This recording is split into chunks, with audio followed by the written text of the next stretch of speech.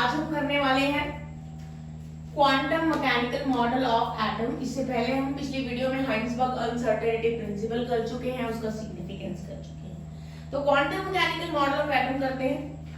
So the wave nature of an electron in Heisenberg uncertainty principle gave a serious blow to Bohr's model of atom. You already know this thing. Also, the classical mechanics that was based on Newton's law of motion described the motion of macroscopic objects which have a particle-like behavior. However, it fails when applied to microscopic particles. So ये चीज तो हम पहले भी जान चुके हैं। Heisenberg uncertainty principal आने के बाद, वेव नेचर ऑफ इलेक्ट्रॉन आने के बाद, बोहर मॉडल ऑफ एटम, उसकी कोई सिग्निफिकेंस रह नहीं गई थी। और क्लासिकल मैकेनिक्स जो था, जो न्यूटन्स लॉ पे बेस्ड था, जो हमने सबसे स्टार्टिंग में पढ़ा था चैप्टर के, उसमें सिर्फ मैक्रोस्कोपिक ऑब्जेक्ट्स के मोशन की बात हुई, माइक्रोस्कोपिक ऑब्जेक्ट्स के मोशन की बात हुई ही नहीं। तो ये थ्योरी क्लासिकल मैकेनिक्स भी फेल हो गई। तो क्लासिकल मैकेनिक्स के बाद अब आया है नया mechanics, that is quantum mechanics और वेव मैकेनिक्स। सो अब क्या है क्वांटम मैकेनिक्स, ये जान लेते हैं। अभी मैंने आपको बताया इसकी जरूरत क्यों पड़ी, तो जानते हैं क्वांटम मैकेनिक्स है क्या। एक थ्योरेटिकल अप्रोच है, थ्योरेटिकल साइंस है जो डील करती है माइक्रोस्कोपिक ऑब्जेक्ट्स की स्टडी को, जिनका ड्यूअल नेचर होता है। ड्यूअल नेचर आप जानते हैं ना, वेव नेचर और पार्टिकल नेचर की बात हो रही है यहाँ पे, ड्यूअल नेचर।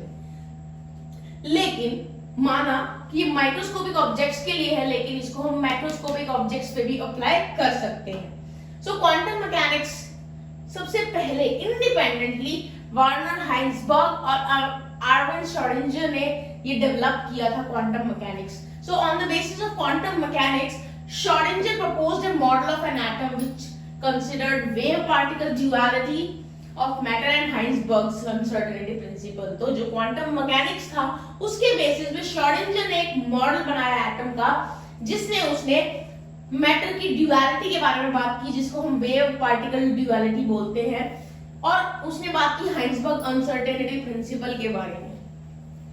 तो उसने साथ वो दोनों ही चीजों को साथ लेके चला श्रोडिंगर अपने क्वांटम मैकेनिक्स में, हाइंसबर्ग अनसर्टेनिटी प्रिंसिपल को भी और पार्टिकल के और पार्टिकल और वेव नेचर को, मींस मैटर की ड्यूअलिटी, ड्यूअल नेचर को भी साथ में लेके चला।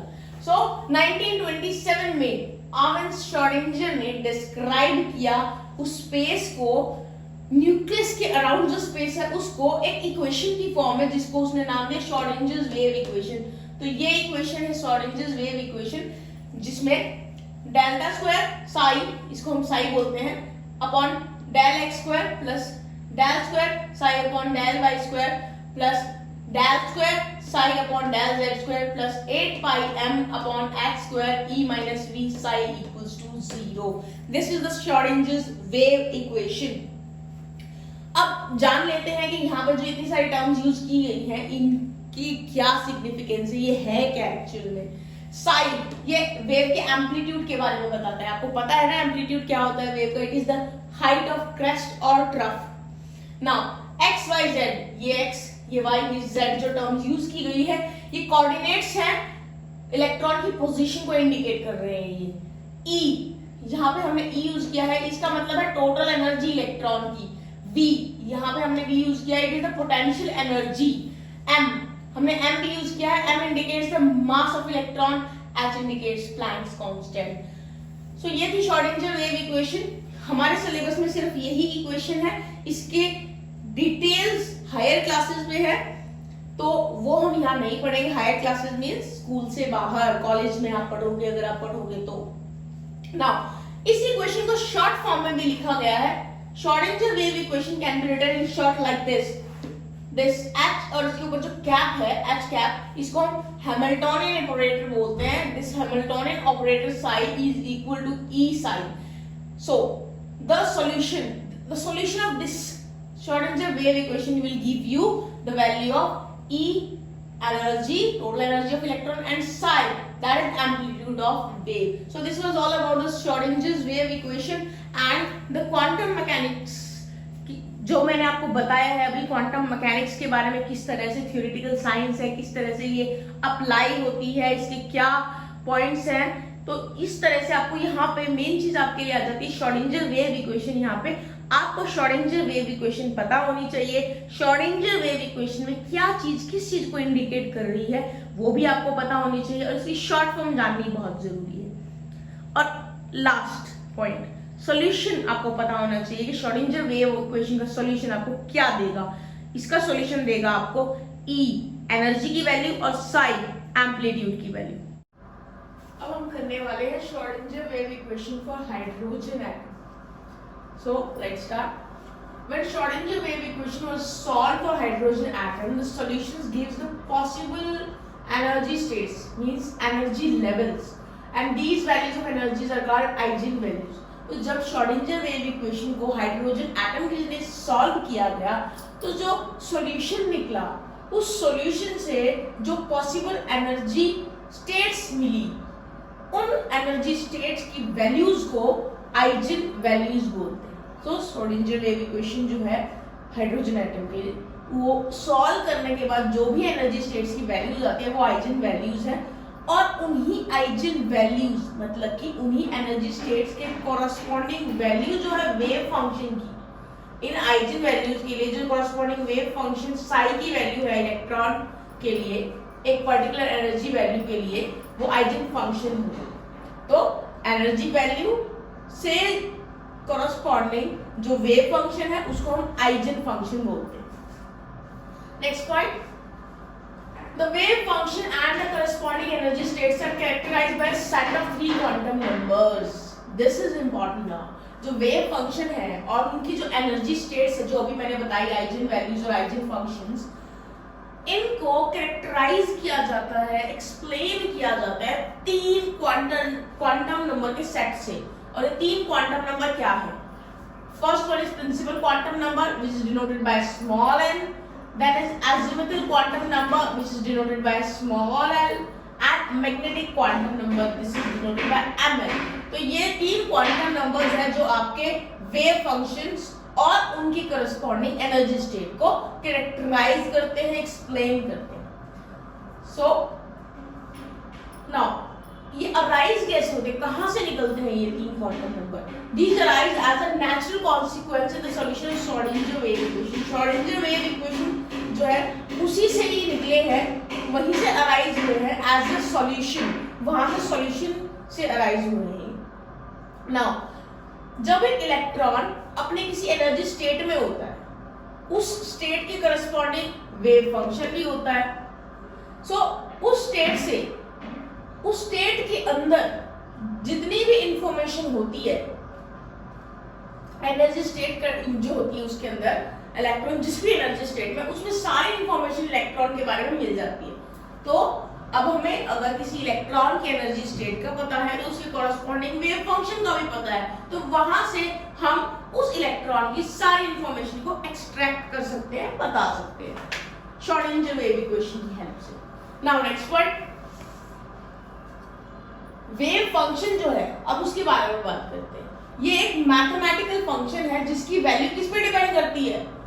इलेक्ट्रॉन के कोऑर्डिनेट्स के, कौन से कोऑर्डिनेट में इलेक्ट्रॉन प्रेजेंट है उस पर डिपेंड करती है वेव फंक्शन की वैल्यू, जो कि एक मैथमेटिकल फंक्शन है। नाउ जो वेव फंक्शन है हाइड्रोजन या हाइड्रोजन लाइक स्पीसीज के, जिनको हम 1 इलेक्ट्रॉन स्पीसीज बोलते हैं, He पॉजिटिव, Li2 पॉजिटिव, इनको हम बोलते हैं atomic orbitals. So again I am repeating, wave functions of hydrogen and hydrogen like species are called atomic orbitals. Now जो प्रोबेबिलिटी है इलेक्ट्रॉन को फाइंड आउट करने की, वो एक पॉइंट होता है एटम के अंदर, वहां पे कैसे पता चलेगी? किसी भी पॉइंट पे अगर हम इलेक्ट्रॉन को फाइंड करने की प्रोबेबिलिटी जानना चाहते हैं एटम के अंदर, तो हमें कैसे पता चलेगी?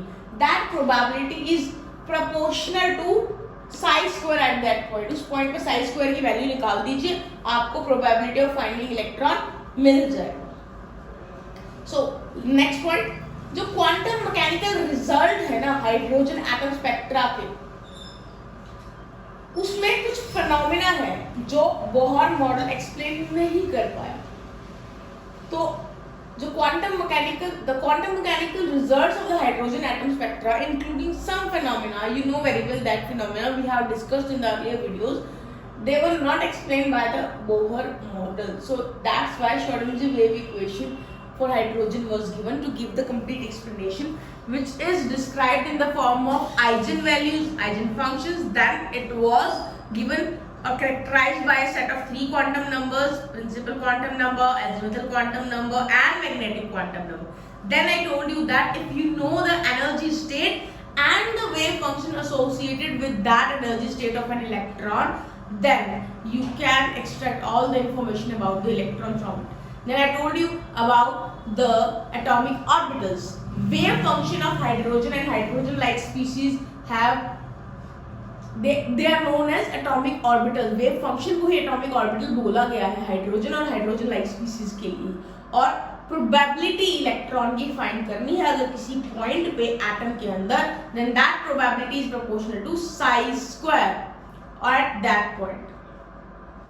अब हम अप्लाई करने वाले हैं श्रोडिंगर वेव इक्वेशन को मल्टी इलेक्ट्रॉन एटम्स पे, और ऐसा करने से कुछ डिफिकल्टी फेस हुई, इक्वेशन प्रॉपर्ली सॉल्व नहीं हो पाई, तो उस डिफिकल्टी को भी ओवरकम किया जा सकता है एप्रोप्रिएट मेथड से. अब एप्रोप्रिएट मेथड्स क्या है? ये जो कैलकुलेशंस है, ऑब्वियसली कैलकुलेशंस ही है ये, तो इन कैलकुलेशंस को किया गया with the help of modern computers. And ये कैलकुलेशंस होने के बाद क्या पता चला? दे show that the orbitals in atom other than hydrogen do not differ much. तो कैलकुलेशन से पता चला कि जो ये ऑर्बिटल्स हैं एटम्स में, हाइड्रोजन या किसी और मल्टी इलेक्ट्रॉन एटम्स जो होते हैं, उनके जो ऑर्बिटल्स हैं ज्यादा कोई खास डिफरेंस नहीं था उसमें. कैलकुलेशन से पता चल गया था. क्या खास डिफरेंस नहीं था? डिफरेंस तो था ही, थोड़ा बहुत डिफरेंस था. किस चीज का डिफरेंस था? ये डिफरेंस इस वजह से था क्योंकि जो मल्टी इलेक्ट्रॉन एटम होते हैं उसमें न्यूक्लियर चार्ज ज्यादा होता है, और इसीलिए वो ऑर्बिटल समवट कंट्रैक्टेड होते हैं, थोड़े से छोटे होते हैं. बस ये फर्क था, ज्यादा कोई खास फर्क नहीं था. सो एनर्जी जो थी हाइड्रोजन इलेक्ट्रॉन की और वन इलेक्ट्रॉन स्पीसीज की, वो किस पे डिपेंड करती थी? वो डिपेंड करती थी नंबर, प्रिंसिपल क्वांटम नंबर पे, एन पे डिपेंड करती थी. सिर्फ इलेक्ट्रॉन, वन इलेक्ट्रॉन स्पीसीज और हाइड्रोजन एटम जो है उसके इलेक्ट्रॉन्स की एनर्जी सिर्फ और सिर्फ प्रिंसिपल क्वांटम नंबर पे डिपेंड करती थी, एन पे डिपेंड करती थी. लेकिन जो एनर्जी थी ऑर्बिटल्स की मल्टी इलेक्ट्रॉन सिस्टम के लिए, मतलब कि जिनमें एक से ज्यादा इलेक्ट्रॉन होते हैं, उन एटम्स में जो ऑर्बिटल्स की एनर्जी थी वो एन पे ही नहीं, साथ में एल पे भी डिपेंड करती थी. मींस वो प्रिंसिपल क्वांटम नंबर पे तो डिपेंड करती थी, लेकिन एजिमुथल क्वांटम नंबर एल पे भी डिपेंड करती थी एनर्जी उन ऑर्बिटल्स की जो मल्टी इलेक्ट्रॉन सिस्टम की होती थी. तो ये तो थी एप्लीकेशंस, किस तरह से अप्लाई किया गया था श्रोडिंगर वेव इक्वेशन को मल्टी इलेक्ट्रॉन एटम के लिए, क्या डिफिकल्टी आई, कैसे ओवरकम किया गया, वो हमने बात की. अब हम पढ़ने वाले हैं important features quantum mechanical model of atom के. सबसे पहला पॉइंट है आपके लिए यहाँ पर, जो एनर्जी है इलेक्ट्रॉन की वो क्वांटाइज्ड है. क्वांटाइज्ड ये वर्ड तो आपने पहले भी सुना है.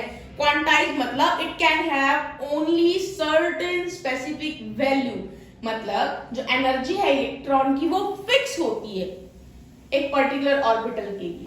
तो ये पहला पॉइंट आपका. नेक्स्ट पॉइंट है जो क्वांटाइज्ड एनर्जी लेवल्स है ना इलेक्ट्रॉन के, they can be present and obtained from the solution of Schrödinger wave equation. जो क्वांटाइज्ड तो मैंने टर्म यूज करी ली है, ये किसके लिए यूज की मैंने क्वांटाइज्ड टर्म? एनर्जी के लिए. किसकी? इलेक्ट्रॉन की.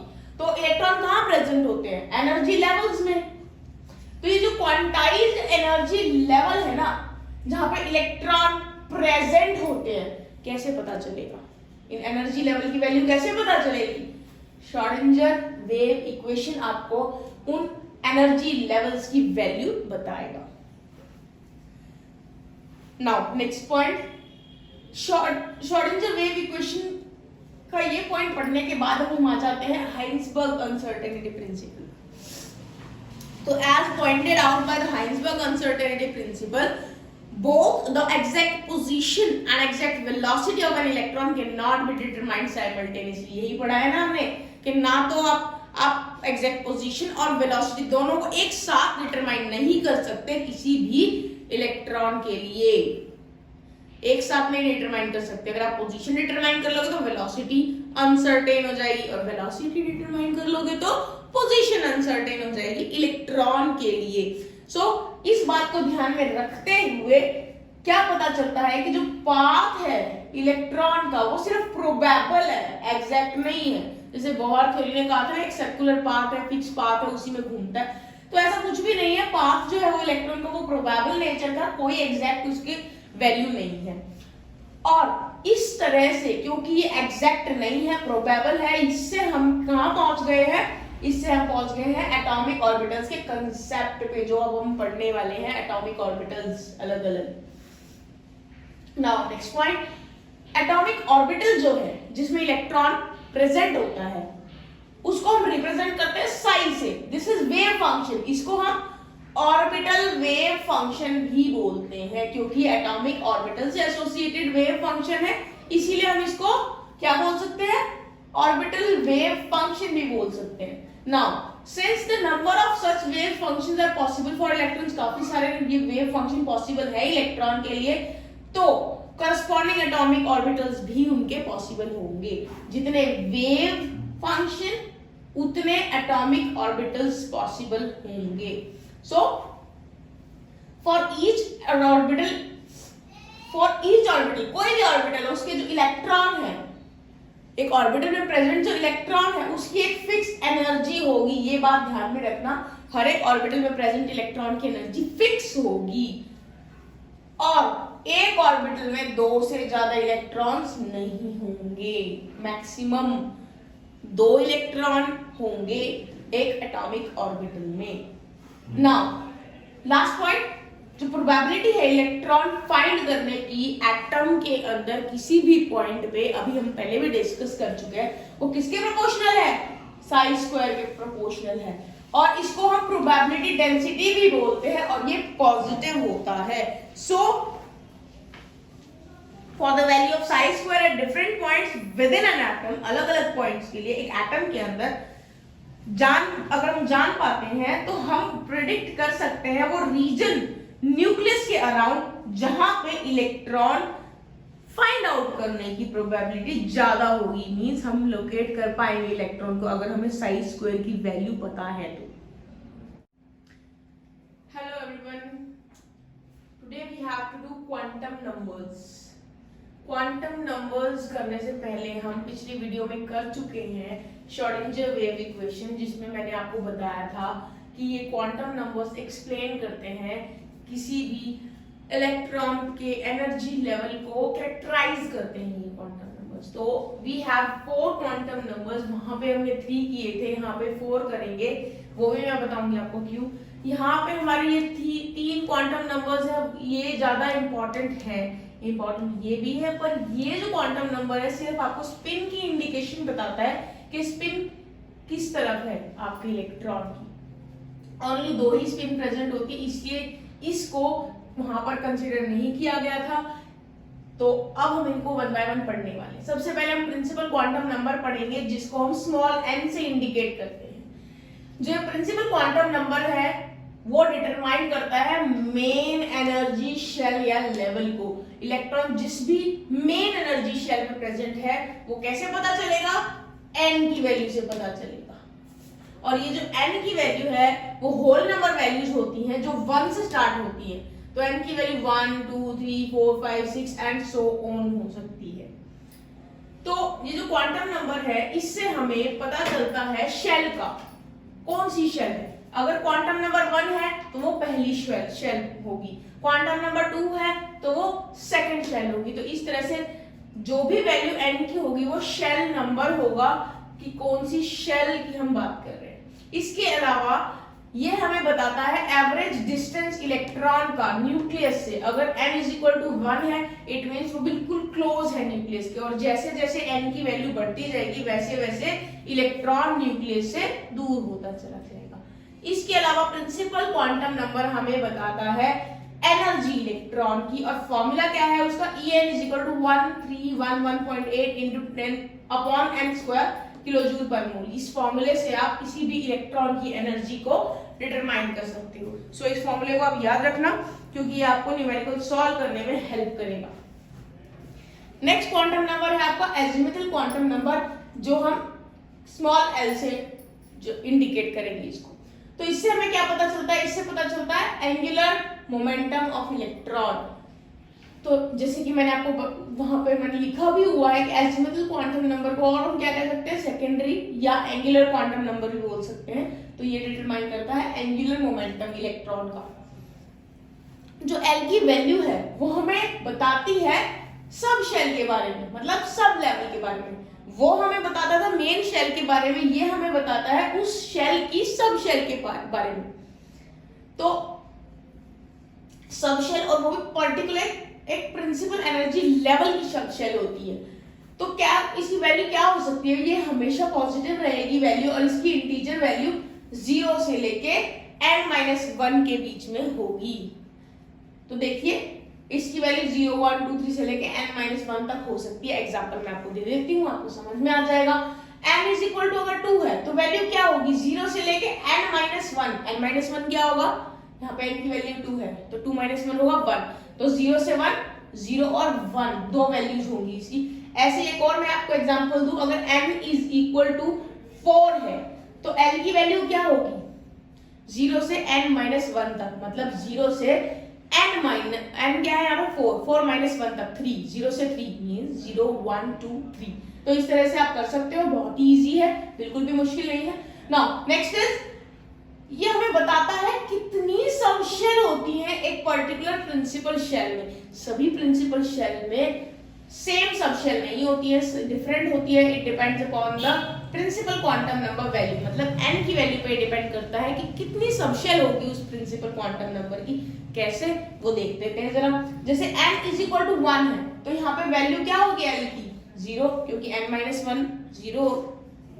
0 से n-1 क्या होगा, n ही 1 है तो 1 में से 1 क्या, 0। तो यहाँ पे l की वैल्यू सिर्फ 0 आएगी। इट्स मींस यहाँ पे 0 मींस एक ही वैल्यू आई है इसकी, तो इसका एक ही सब शेल होगा। 0 मतलब कोई सब शेल नहीं है यहाँ पे, 0 मतलब एक सब शेल आएगा। एक और एग्जांपल देती हूँ मैं, n इज इक्वल टू 4, क्या वैल्यू होगी इसकी l की, 0 से लेके n-1 तक, मतलब 0, 1, 2, 3 तक, क्योंकि n-1 3 है, 4 - 1 3 है यहाँ पर। तो इसकी कितने वैल्यूज होगी l की, 1, 2, 3, 4, मतलब 4 सब शेल इसकी पॉसिबल है। तो इससे हमें पता चलता है कि जो भी वैल्यू n की होगी उतनी ही l की पॉसिबल वैल्यूज होंगी। जैसे यहाँ देख लीजिए n की वैल्यू 1 थी तो l की पॉसिबल वैल्यू भी 1 ही थी। n की वैल्यू 4 है तो यहाँ पे l की पॉसिबल वैल्यू 1, 2, 3, 4 ही है। तो इस तरह से आपको n से पता चल जाएगा कि l की कितनी पॉसिबल वैल्यूज हो सकती हैं। ओके, नाउ अब हम उसको नाम देंगे, डिजिग्नेशन देंगे l को। अगर l 0 है तो उसको डिजिग्नेट करेंगे हम s से, l 1 है तो डिजिग्नेट करेंगे p से, l 2 है तो डिजिग्नेट करेंगे d से, 3 के लिए f, 4 के लिए g एंड 5 के लिए h।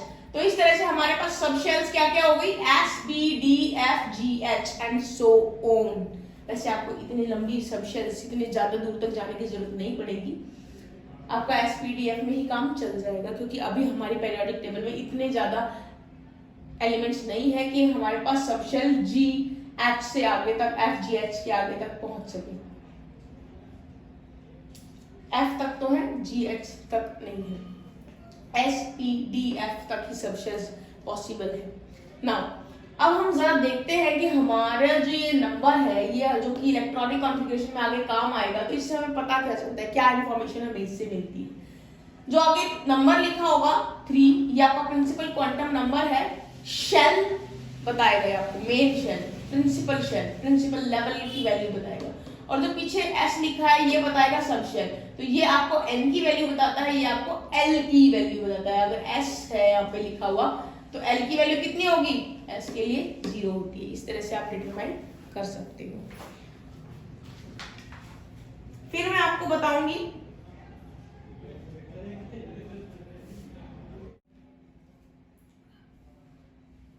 ये टेबल, देखिए इस टेबल लिए मैंने लिखी है n की वैल्यूज, उसी से एसोसिएटेड l की वैल्यूज, फिर उनको सब शेल के अकॉर्डिंग कैसे डेजिग्नेट करेंगे और टोटल नंबर कितने हो जाते हैं सब शेल्स के।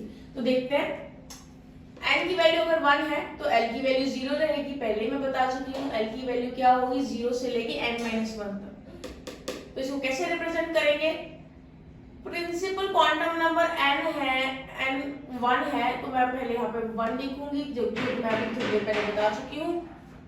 और l की वैल्यू 0 है और l को कैसे डेजिग्नेट करूंगी मैं s से, तो मैं यहाँ s लिखूंगी। तो यहाँ पर 1 क्वांटम नंबर के लिए, प्रिंसिपल क्वांटम नंबर 1 के लिए सब शेल की वैल्यू सिर्फ एक ही आती है। फिर आ जाते हैं इसके ऊपर n = 2, l की वैल्यू क्या होगी 0 से n-1, मतलब 0 से लेके 1 तक, 0 और 1। तो 2 और 0, 0 के लिए s होता है तो 2s हो जाएगा, और 1 के लिए क्या होता है p, तो 2p। ऐसे यहाँ देखिए 3 प्रिंसिपल क्वांटम नंबर है तो l की वैल्यू 0, 1, 2 हो जाएगी। अगर 3 की प्रिंसिपल क्वांटम नंबर के साथ मैं इसको इंडिकेट करूं तो 0 के लिए s होता है तो 3s, 1 के लिए 3p, 2 के लिए 3d, क्योंकि यहाँ मैं 3 की बात कर रही हूँ, प्रिंसिपल क्वांटम नंबर 3 की। ऐसे ही 4 पे आ जाते हैं। 4 के लिए l की वैल्यू 0, 1, 2, 3 होगी, जो कि मैं आपको बता चुकी हूँ, फिर से बता रही हूँ, यहाँ पर फिर से बताऊंगी मैं। 0 को डेजिग्नेट करते हैं s से, 1 को डेजिग्नेट करते हैं p से, 2 को डेजिग्नेट करते हैं d से, और 3 को डिजिग्नेट करते हैं f से। तो 4 के लिए मैं बात कर रही हूं तो 4 और 0, l की वैल्यू अगर 0 है 4 क्वांटम नंबर के लिए, प्रिंसिपल क्वांटम नंबर के लिए तो 4s हो जाएगा। अगर l की वैल्यू 1 है प्रिंसिपल क्वांटम नंबर 4 के लिए तो वो हो जाएगा 4p। अगर l की वैल्यू 2 है प्रिंसिपल क्वांटम नंबर 4 के लिए तो वैल्यू हो जाएगी 4d। और अगर प्रिंसिपल क्वांटम नंबर 4 के लिए l की वैल्यू 3 है तो इसको हम इंडिकेट करेंगे 4f से। I hope you have understand. तो इसी तरह से इसके लिए प्रिंसिपल क्वांटम नंबर 4 के लिए नंबर ऑफ सबशेल हो जाते हैं 4, 1, 2, 3, 4, और इसके लिए हो जाते हैं 1, 2, 3। ये देखिए इसके लिए 1, 2, इसके लिए 1। सो इस टेबल को एक बार आप खुद भी ट्राई कीजिएगा, अदरवाइज आपको समझने में प्रॉब्लम होगी, तो इसे जरूर ट्राई करना। उसके बाद मैं आपको एनर्जीज की बात बता दूं। एनर्जी की अगर मैं बात करूं प्रिंसिपल क्वांटम नंबर के अकॉर्डिंगली, तो इसकी लोएस्ट एनर्जी है, और जैसे हम नीचे आएंगे तो एनर्जी इंक्रीज हो जाएगी। लेकिन अगर मैं within a principal quantum number जिसमें सबशेल्स है उसकी बात करूं तो s जो होता है उसकी एनर्जी लोएस्ट होती है, और जैसे ही s से p, d, f की तरफ जाते हैं तो एनर्जी इंक्रीज होती चली जाती है। लास्ट में ये बताऊंगी मैं एंगुलर मोमेंटम, इसके लिए फॉर्मूला क्या है। एंगुलर मोमेंटम के लिए फॉर्मूला आपके सामने लिखा हुआ है, it is equal to h/2π √L L+1। अब हम आ जाते हैं मैग्नेटिक क्वांटम नंबर के पास। मैग्नेटिक क्वांटम नंबर करेंगे अब हम। मैग्नेटिक क्वांटम नंबर क्या है, ये इंडिकेट होते हैं ml से। हम इसको ml से शो करते हैं, स्मॉल m स्मॉल l। सो जो मैग्नेटिक क्वांटम नंबर है ये बिहेवियर बताता है इलेक्ट्रॉन का मैग्नेटिक फील्ड के अंदर। सो एक इलेक्ट्रॉन क्योंकि उसके पास एंगुलर मोशन है, क्योंकि वो घूमता है न्यूक्लियस के अराउंड, तो वो इलेक्ट्रिक फील्ड प्रोड्यूस करता है और साथ में वो मैग्नेटिक फील्ड भी प्रोड्यूस करता है। और जो इलेक्ट्रॉन का मैग्नेटिक फील्ड है वो बिल्कुल ही मैग्नेटिक फील्ड जो अर्थ का है उससे इंटरैक्ट करेगा, क्योंकि दोनों मैग्नेटिक है तो दोनों मैग्नेटिक फील्ड आपस में इंटरैक्ट करेंगे, अर्थ का भी और इलेक्ट्रॉन का भी मैग्नेटिक फील्ड आपस में इंटरैक्ट करेंगे। सो ऐसा होने से क्या होगा, ऐसा होने से इलेक्ट्रॉन जो प्रेजेंट है एक पर्टिकुलर सबशेल में उसकी एक सर्टेन ओरिएंटेशन आ जाएगी। आपको पता है ना नॉर्थ साउथ पोल जो होते हैं किस तरह से अरेंज करते हैं हम। मैग्नेट के भी अगर आपने देखा हो नॉर्थ और साउथ पोल को जब हम एक साथ लेके आते हैं या फिर नॉर्थ को लेके आते हैं तो किस तरह से वो अरेंज करता है अपने आप को, ओरिएंट करता है। उसके अलावा आपने एक एक्सपेरिमेंट किया होगा जिसमें आपने एक बार मैग्नेट को फ्रीली सस्पेंड किया होगा, तो वो किस तरह से अलाइन करता है अपने आप को according to the magnetic field of earth. तो ऐसे ही इसी तरह से अलाइनमेंट होगी इलेक्ट्रॉन की भी according to the magnetic field of earth. तो जो इलेक्ट्रॉन अपनी एक पर्टिकुलर सबशेल में जो भी पर्टिकुलर ओरिएंटेशन एक्वायर करता है स्पेस के अंदर, वो उसके ऑर्बिटल्स होते हैं। सो ये जो ओरिएंटेशंस है ये स्पेसिफाई होते हैं एक स्पेशल क्वांटम नंबर से, मैग्नेटिक क्वांटम नंबर ml से। तो मैंने आपको बता दिया है कि इसका क्या सिग्निफिकेंस है। अब हम आगे बढ़ते हैं। पहले मैं आपको टेबल बताने से पहले एक छोटा सा पॉइंट बताना चाहूंगी जो मैंने नीचे लिखा है। जो पॉसिबल वैल्यूज होती है ml की जो भी पॉसिबल वैल्यूज है वो कैसे पता चलेगी, -1 से लेके 0 तक, फिर +L तक। कैसे है ये, यहाँ टेबल में इंडिकेट क्लियरली हो ही जाएगी। उसके अलावा जो टोटल वैल्यूज है ml की, कितनी टोटल वैल्यूज होंगी वो फॉर्मूला बताएगा 2l+1। तो हम स्टार्ट करते हैं। अगर l की वैल्यू 0 है जिसका सबशेल s है, ये तो हम पहले भी पढ़ चुके हैं ना कि 0 के लिए सबशेल s होता है, तो इसमें ml की वैल्यू कितनी होगी, 0 ही होगी। तो देखिए 2 × 0 + 1 करेंगे तो 1 ही आएगा, तो वैल्यू कितनी हो गई, 1 ही हुई है, 0। कैसे पता चलेगा, इसमें पुट करके देख लो। ठीक है, फिर इसको कौन सा नाम देंगे, ऑर्बिटल को s नाम देंगे। फिर उसके बाद ये L है, 1 लग रहा है ये, बट दिस इज L। अब दूसरा पॉइंट लेते हैं, दूसरा L की वैल्यू लेते हैं 1। अगर L की वैल्यू 1 है तो वी ऑलरेडी नो इसकी सबशेल P होगी। तो ml की वैल्यू क्या होगी, -L से लेके 0 तक और फिर 0 से +L तक। तो -L कितना है, 1, -1 से फिर 0 पे आ गए, फिर 0 से +1 पे आ गए। तो 1, 2, 3 वैल्यूज हमारे पास ml की आई। तो ये फॉर्मूला हमें बता ही देगा 2l+1 कितनी वैल्यू आएगी एक पर्टिकुलर L की वैल्यू के लिए ml की। तो 2 × 2 करेंगे तो कितना हो गया, 4 + 1 5। तो देखिए यहाँ पे 1, 2, 3, 4, 5 वैल्यूज आई हुई है। तो इसके लिए क्या होगा, अब ऑर्बिटल का नाम d ऑर्बिटल होगा। 3 के लिए आ जाते हैं, इसको F बोलते हैं हम सबशेल को। ml की वैल्यू कितनी आएगी, 2 × 3 + 1 कितना होगा, 2 × 3 6 + 1 7। तो देखिए 1, 2, 3, 4, 5, 6, 7 ही वैल्यूज आई हुई है। और इन वैल्यूज को क्या क्या नाम है, कैसे पता चलेगा, -L से 0 और फिर उसके बाद +L तक। -L क्या होगा, -3 से 0 कैसे होएगा, -3, -2, -1 0। फिर उसके बाद +3 तक जाने के लिए क्या करेंगे, +1, +2, +3। तो इस तरह से आप कर सकते हो।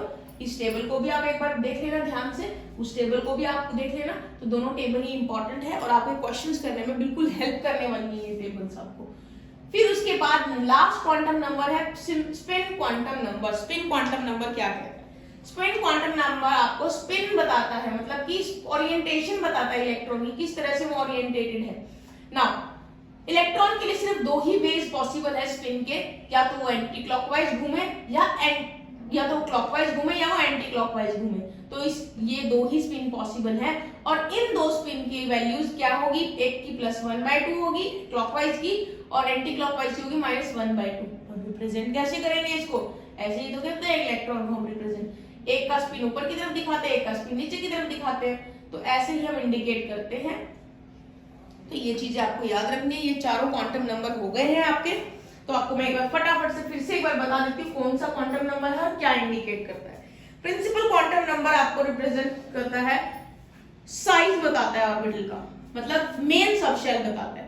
एजिमुथल क्वांटम नंबर L आपको ऑर्बिटल की शेप बताता है, मतलब कि सबशेल्स बताता है, s p d f।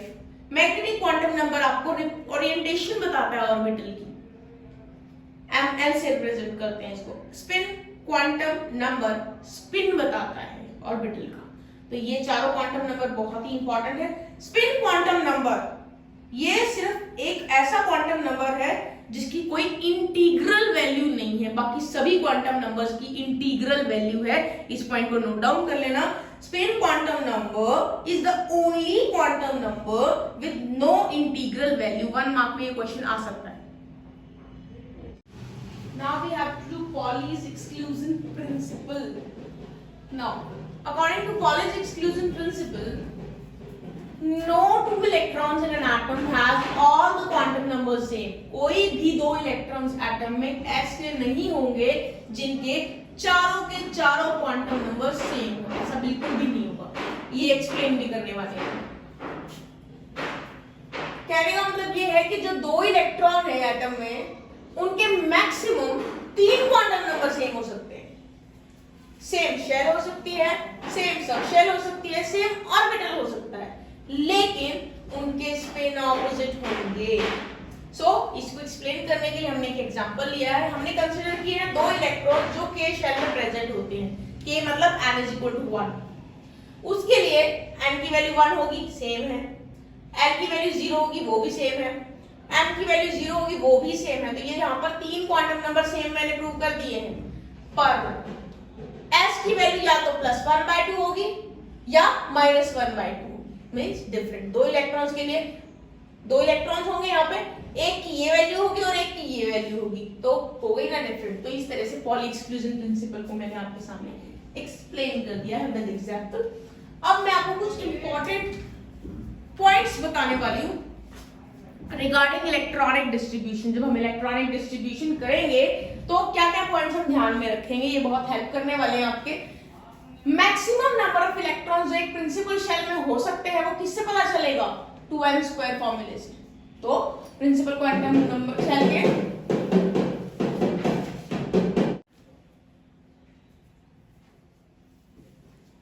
और एक ऑर्बिटल में कितने मैक्सिमम इलेक्ट्रॉन्स होते हैं और वो ऑर्बिटल किस प्रिंसिपल शेल को बिलोंग करता है ये तो आपको पता ही होगा। So maximum number of orbitals in each principal shell is given by n²। So n² से हमें पता चलेगा कि ऑर्बिटल में, एक ऑर्बिटल में कितने मैक्सिमम इलेक्ट्रॉन्स हो सकते हैं।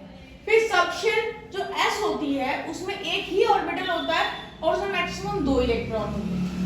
सबशेल p में 3 ऑर्बिटल्स होते हैं, उसमें मैक्सिमम 6 इलेक्ट्रॉन्स हो सकते हैं। d सब ऑर्बिटल में 5 ऑर्बिटल्स होते हैं और मैक्सिमम 10 इलेक्ट्रॉन्स में हो सकते हैं। f सब ऑर्बिटल में 7 ऑर्बिटल्स होते हैं और उनमें मैक्सिमम 14 इलेक्ट्रॉन हो सकते हैं। तो ये चीजें आपको ध्यान रखनी है इलेक्ट्रॉनिक कॉन्फ़िगरेशन करते टाइम। अब एक क्वेश्चन कर लेते हैं। An electron is present in 4f subshell. एक इलेक्ट्रॉन है वो 4f सबशेल में प्रेजेंट है। आपको क्या करना है? You have to write the possible values of all the quantum numbers. जितने भी क्वांटम नंबर्स बनते हैं इसके सबकी वैल्यूज लिख दीजिए। 4f है तो 4 मींस n की वैल्यू 4 मतलब प्रिंसिपल क्वांटम नंबर 4। f लिखा हुआ है मींस सबशेल है उसकी, f इज द सबशेल तो l की वैल्यू होगी 3, वो मैं आपको पहले बता चुकी हूँ। ml की वैल्यू क्या होती है? ml की वैल्यू होती है -l से लेके 0, फिर 0 से लेके +l तक। मतलब यहाँ पर 3 है l तो -3 -2 -1 0 +1 +2 +3 ये ml की वैल्यूज होगी। और s की वैल्यू या तो +1/2 होगी या -1/2 होगी, +1/2 या -1/2। तो इस तरह से आप क्वेश्चंस को भी सॉल्व कर सकते हैं। इस टॉपिक पे जो क्वेश्चंस बनेंगे वो बहुत ही इजी होंगे। You have to practise them out. आपको सारे रूल्स पता होने चाहिए, then only you will be able to crack the questions.